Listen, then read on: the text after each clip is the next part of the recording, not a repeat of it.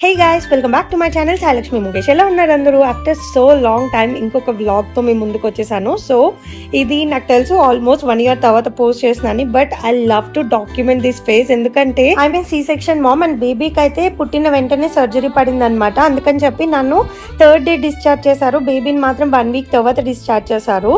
So C section అయినా కూడా baby కోసం నేను 4th day నుంచి హాస్పిటల్కి వెళ్ళడం స్టార్ట్ చేశాను. బుజ్జిని తెచ్చేసుకుంటాను ఇప్పుడు వెళ్ళి. ఇంకా 4th day హాస్పిటల్ నుండి కాల్ వచ్చింది, బాబుకి సర్జరీ అంతా బాగానే అయిపోయింది, సో రూమ్ కి షిఫ్ట్ చేస్తాం, మీరు రావచ్చు అని చెప్పి.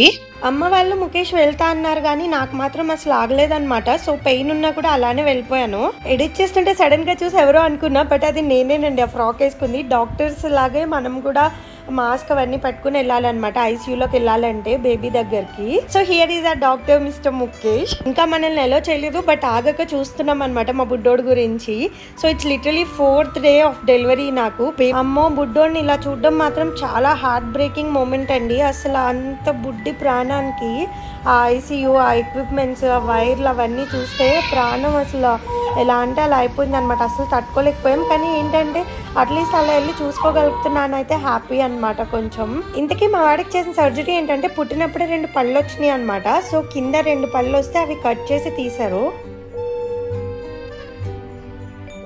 ఇది బేబీకి సర్జరీ చేసే మెషిన్ అంట, అందులో బేబీని పెట్టి చేస్తారంట సర్జరీ.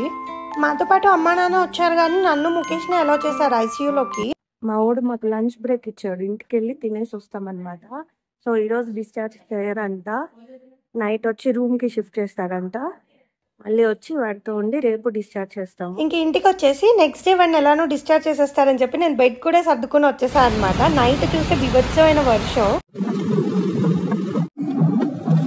మామూలుగా తిప్పించట్లేదు మా వాడు మమ్మల్ని, కానీ క్రేజీగా ఉంది. ఇది కూడా చాలా స్పెషల్గా వస్తున్నాడు అనమాట.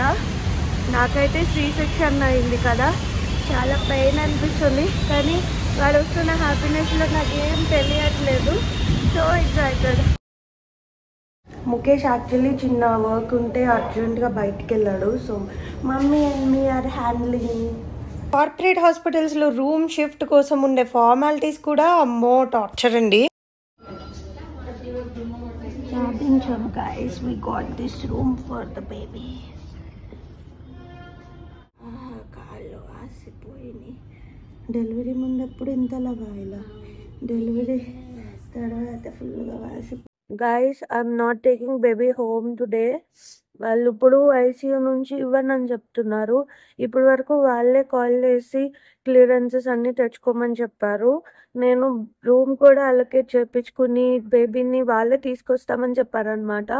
సో తీసుకొస్తారని ఎదురు చూస్తూ కూర్చున్నా, ఇంతకీ తీసుకురావట్లేదు. ఐసీయూకి వెళ్ళి మాట్లాడితే no discharge, no room shifting now అంటున్నారు. వాళ్ళు 6:30కి రమ్మన్నారు, బట్ ఇక్కడ ఫుల్ వాన పడిందని చెప్పి నేను 1.5 hour లేట్గా వచ్చాను. మా బేబీ నాకు ఇవ్వను అంటున్నారు.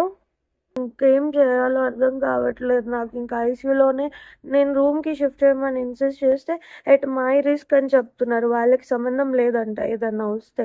సో అందుకని చెప్పి నేను ఐసీయూలోనే ఉంచమని చెప్తున్నా. వర్షం పడుతుంది కదా, క్యాబ్స్ ఏం బుక్ అవ్వట్లేదు అనమాట. సో ఆల్రెడీ మేము ఇక్కడే ఉండే ఉద్దేశంతో అన్నీ ప్రిపేర్ అయ్యి వచ్చాము కాబట్టి ఫుడ్ తెచ్చేసుకున్నాము. సో ఫుడ్ ఇక్కడ తినేసి ముఖేష్ వర్క్ అయ్యి వెళ్ళేటప్పుడు పికప్ చేసుకోమని చెప్పా అనమాట. ఎందుకంటే ఈలోపు మళ్ళీ బేబీకి 2 hours ఒకసారి ఫీడ్ ఇవ్వాలి. ఇప్పుడే ఫీడ్ ఇచ్చి వచ్చాము కాబట్టి ఒక 1 hour అయితే మళ్ళీ బేబీ దగ్గరికి వెళ్ళి బేబీని చూడొచ్చు కదా. సో వెళ్ళి ఫీడింగ్ ఇచ్చుకుంటాను. సో ఆ రకంగానే వర్క్తో ఉన్నట్టు ఉంటుంది. నేను నేర్పుకి దెబ్బకు మా ఆయన వచ్చేసాడు పాపం. సో నేను అమ్మ ముఖేష్ ముగ్గురం కలిసి బేబీ దగ్గర ఇప్పటివరకు టైం స్పెండ్ చేసి వస్తున్నాము. సో హ్యాపీగా ఉంది బేబీని చూసుకుంటే. సరే మార్నింగ్ మాత్రం త్వరగా వచ్చేసి రూమ్కి డిశ్చార్జ్ చేయించేసుకుంటాం. సో ఫైనలీ నెక్స్ట్ డే అయితే బేబీని సక్సెస్ఫుల్గా రూమ్కి తెచ్చేసుకున్నాము. So here begins our cute little family story అనమాట. లిటరలీ బాబు ఏడుస్తుంటే నేను ముఖేష్ ఉన్నాం, మమ్మీ ఇంటికి వెళ్ళారు. సో వాడికి పాలకి వెళ్ళిపోయే లోపు వాడు ఎంత ఏడ్చాడంటే ఆ హడావుడికి మేమిద్దరం చాలా టెన్షన్ పడిపోయాము. So first time parents moments అనమాట.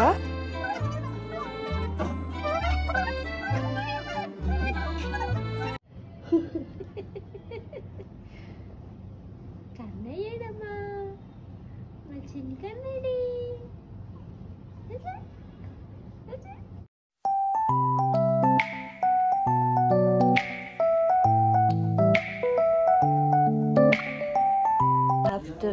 lot of struggle. Finally we are getting discharged. Like మా బుడ్డోడు ఈరోజు ఆఫ్టర్ 4th వాడు పుడితే ఈరోజు 9th అనమాట. సో 5 days తర్వాత ఇంటికి వస్తున్నాడు. అండ్ దానంతకంటే ఎక్కువ మా వాడిని ఐసీయూలో పెట్టి చాలా హింసించారనమాట, ఈ సూదులన్నీ పెట్టేసి. సో అది నేను మెయిన్లీ తట్టుకోలేకపోయా. ఫైనల్లీ అవన్నీ దాటుకుని మా వాడి ఇంటికి వచ్చేస్తున్నాడు.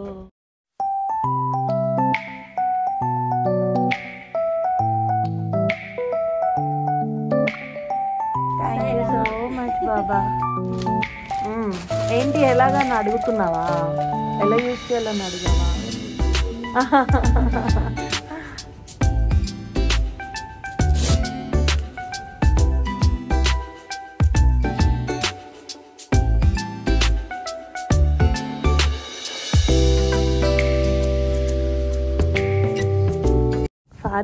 Father responsibility completely take up by Mukesh.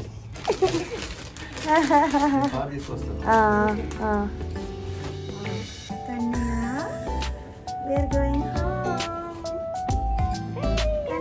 Kanya,